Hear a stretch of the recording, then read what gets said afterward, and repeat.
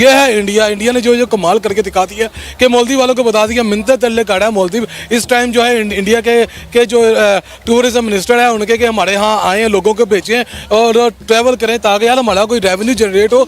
हम लोग तंग आ गए, हमारा जो सिस्टम था सारा ट्रैवलिंग पे चलता था। इंडिया की सबसे ज़्यादा जो अवाम है वो मालदीव जाती है, वो वहाँ पर जाके इन्वेस्ट करती है, वहाँ पर पैसा देती थी। भारत के अंदर मालदीव के फॉरेन मिनिस्टर साहब जो है उनका नाम जमीर साहब है, वो दौरे पे चले गए हैं।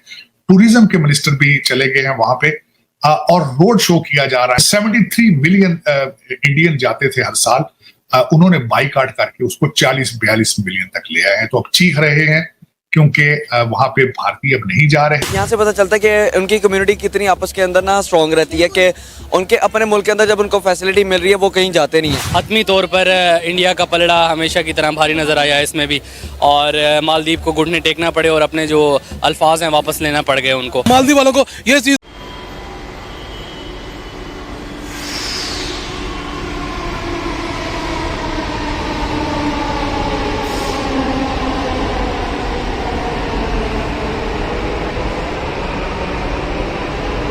हाँ ना, क्या करेगा। कितने बच्चे हैं आपके? 18। 4 शादियाँ, 18 बच्चे हैं, तो फिर कैसे मैनेज करते हैं आप? बस खुद मैनेज हो जाता है, कोई प्रॉब्लम नहीं है, कोई ऐसा मसला नहीं है। अच्छा, एक बीवी को कितना टाइम देते हैं फिर?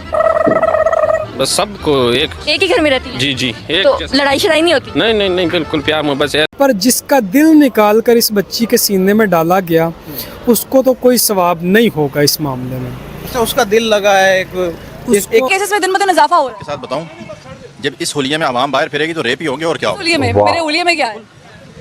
मेरे होलिया में क्या है? मैं कह रहा हूँ ना, जब इस होलिया में आएंगी स्कर्ट पहनी होगी, टाइट्स पहनी होगी। मैंने स्कर्ट पहनी। आपको एक मुसलमान मर्द दुपट्टा उड़ाने लगा था भरे बाजार में, देखा था ना आपने?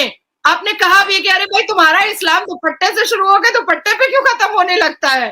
और यही बात मैं भारत में बोलती हूँ कि साजिद रशीदी साहब यहाँ मत देखो, यहाँ देखो, यहाँ देखो कि नाजिया का दिमाग कितना तेज चलता है, मेरी शक्ल देखो, तुम उधर देखते ही क्यों हो साहब को कि मेरी जहानत देखिए, मेरी जहानत, आप मेरी छाती मत देखिए। और ऐसा करना चाहिए इनके साथ, लेकिन हम करते नहीं है दोस्तों, क्योंकि हमारी संस्कृति, हमारे संस्कार ऐसे नहीं है ना, हमें सिखाया नहीं जाता। बाकी आप मुझे बताइएगा कमेंट्स करके आप क्या कहते हैं इस बारे में। वीडियो को लाइक और चैनल को सब्सक्राइब जरूर कीजिएगा।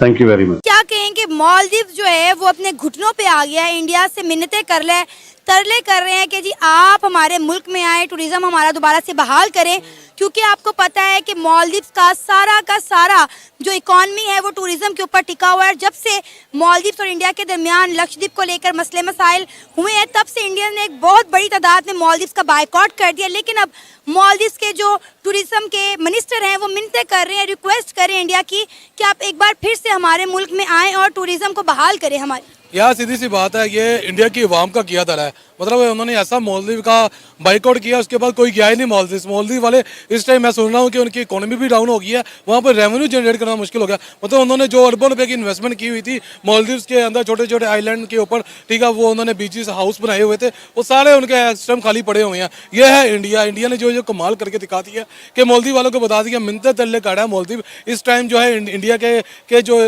टूरिज्म मिनिस्टर है उनके कि हमारे यहाँ आए हैं, लोगों को भेजें और ट्रैवल करें ताकि यार हमारा कोई रेवेन्यू जनरेट हो। हम लोग तंग आ गए, हमारा जो सिस्टम था सारा ट्रैवलिंग पे चलता था। इंडिया की सबसे ज़्यादा जो अवाम है वो मालदीव जाती है, वो वहाँ पर जाके इन्वेस्ट करती है, वहाँ पर पैसा देती थी, ठीक है। सबसे ज़्यादा जो सस्ता टूरिज्म जो इंडिया को मिलता था वो मालदीव का मिलता था। इंडिया में किसी की शादी होती थी, वो घूमने कहाँ जाता था? मालदीव चला जाता था। जितनी भी फिल्म की शूटिंग्स होती थी बीच में, काफ़ी ज़्यादा जो इंडिया की फिल्म की शूटिंग होती थी, ये सारी मालदीव होती थी। ये इन्होंने मालदीव वालों ने इंडिया के लक्षद्वीप का मजाक उड़ाया, उसके बाद ये इबरत का निशाना बन गए हैं। मालदीव ने अपनी इकोनॉमी पे खुद लात मारी। इन्हें बार बार समझाया गया था कि आप इंडिया के साथ पंगा ना लें, आप इंडिया के साथ पंगा ना लें, लेकिन जब इन्होंने इंडिया के प्राइम मिनिस्टर नरेंद्र मोदी को और उनके जजीरे को तनकीद का निशाना बनाया, तो आप इंडियन की यूनिटी देख लें।